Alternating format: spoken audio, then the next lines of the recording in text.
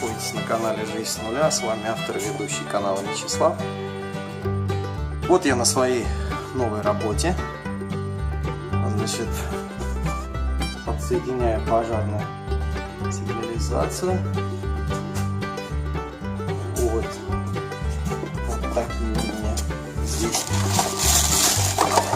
предметы. Я до конца еще не знаю, как что называется. Вот этот датчик дыма. Вот сигнальные кнопки. Вот. Значит, мне нужно вот этот вот павильон именно оснастить вот этой системой. Значит, пока разбираюсь со схемой, с чертежами немножечко. Ну, в общем-то, не сложно, но возможно. Вот так я экипирован, чтобы мне не лазить за шурупами или за чем-то.